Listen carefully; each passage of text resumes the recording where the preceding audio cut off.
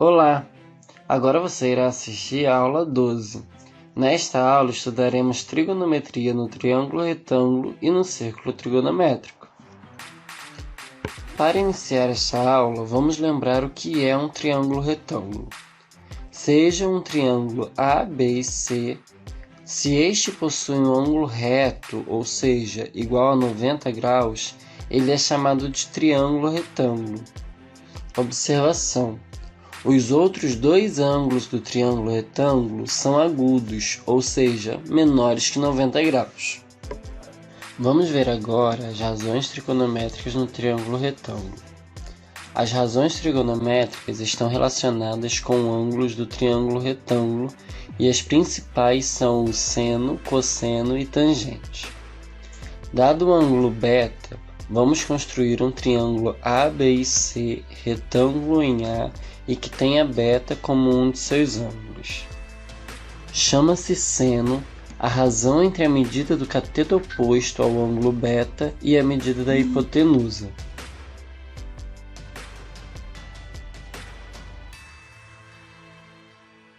Chama-se cosseno a razão entre a medida do cateto adjacente ao ângulo beta e a medida da hipotenusa.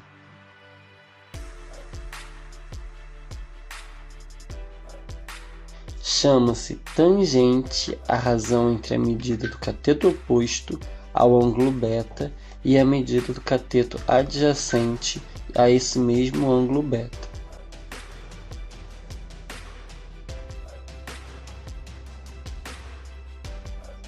Vamos ver agora um exemplo. Calcule o seno de cada ângulo agudo do triângulo retângulo AB e C, cujos catetos medem AC igual a 8 cm e AB igual a 15 cm. Primeiramente, vamos encontrar quanto mede a hipotenusa por meio do teorema de Pitágoras. BC ao quadrado é igual a AC ao quadrado mais AB ao quadrado. BC é igual a raiz de 8 ao quadrado mais 15 ao quadrado, que é igual a raiz de 64 mais 225, que é igual a raiz de 289, que resulta em 17 centímetros. Agora, vamos fazer o desenho desse triângulo. E por fim, vamos calcular o seno dos ângulos B e de C. Seno do ângulo B é igual a B sobre A, que é igual a 8 sobre 17, que é aproximadamente igual a 0,470. Seno do ângulo C é igual a C sobre A, que é igual a 15 sobre 17, que é aproximadamente 0,882. Vamos ver agora os ângulos notáveis. Os ângulos de 30 graus, 45 graus e 60 graus são os mais usados e são chamados de ângulos notáveis. Por eles serem muito utilizados, há uma tabela com seus valores de seno, cosseno e tangente. Veja a tabela a seguir. As razões trigonométricas de um mesmo ângulo têm relação entre si. Vamos ver agora algumas dessas relações. Seno do ângulo B é igual a B sobre A. Então, B é igual a vezes seno do ângulo B. Cosseno do ângulo B é igual a C sobre A. Então, C é igual a vezes cosseno do ângulo B. De acordo com o teorema de Pitágoras, temos b ao quadrado mais c ao quadrado é igual a ao quadrado. Com isso, aplicamos as relações entre as razões trigonométricas. Portanto, seno ao quadrado do ângulo B mais cosseno ao quadrado do ângulo B é igual a 1. Essa relação é chamada de relação fundamental da trigonometria. Observação: se calcularmos o quociente seno do ângulo B sobre cosseno do ângulo B, obteremos. Portanto, tangente do ângulo B é igual a seno do ângulo B sobre cosseno do ângulo B. Agora vamos estudar a trigonometria na circunferência. Para isso, lembraremos um pouco sobre os arcos. Seja uma circunferência de centro O, sobre o qual tomamos dois pontos distintos A e B. A circunferência fica dividida em duas partes, cada uma das quais é um arco da circunferência. Observe na figura a seguir os dois arcos determinados por A e B. Para representar o arco de extremidades A e B que contém o ponto X, usaremos a notação arco AB passando pelo ponto X. Analogamente, o arco de extremidades A e B que contém o ponto Y é indicado por arco AB passando por Y. Quando não houver dúvidas em relação ao arco ao qual nos referimos, podemos escrever simplesmente arco AB para representar o arco com extremidades A e B. Vejamos agora dois casos particulares. Primeiro caso: se A e B são simétricos em relação ao centro O, o segmento AB é o diâmetro e cada um dos arcos iguais é uma semicircunferência ou um arco de meia volta. Segundo caso: no caso de A coincidir com B, os arcos determinados são o arco de uma volta e o arco nulo. Nas figuras seguintes estão destacados o arco de uma volta e o arco nulo. Medida e comprimento do arco. A medida anular de um arco é igual à medida do ângulo central correspondente. Observe o exemplo a seguir. Dizemos que o arco CD mede 45 graus. A medida linear de um arco refere-se ao seu comprimento. É como se esticássemos o arco e determinássemos a distância entre suas extremidades. Vamos ver agora as unidades de medidas de arcos e ângulos. Ao tratarmos de medida de um arco, adotamos o grau ou radiano como unidade.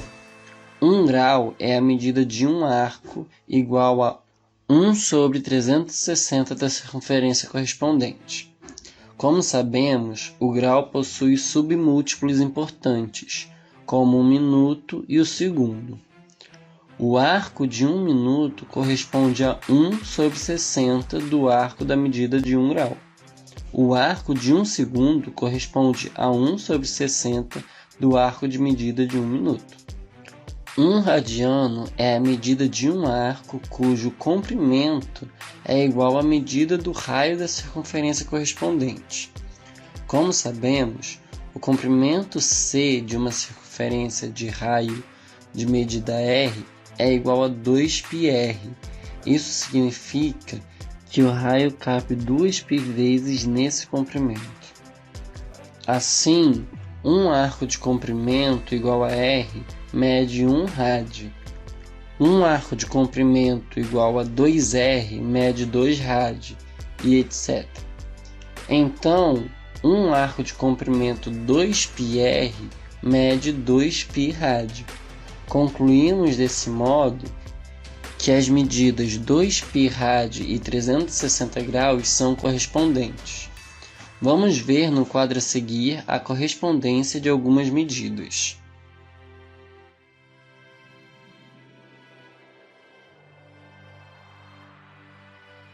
Agora que já nos lembramos sobre arco, vamos dar início ao estudo da circunferência trigonométrica. Considere o plano cartesiano e um círculo de raio unitário e centro na origem do sistema cartesiano. O círculo limitado por essa circunferência fica dividido em 4 partes iguais denominadas quadrantes. Vamos convencionar que todos os arcos tomados nessa circunferência têm origem no ponto A e o sentido positivo é o anti-horário. É comum nos referirmos à figura representada a seguir como circunferência trigonométrica ou círculo trigonométrico.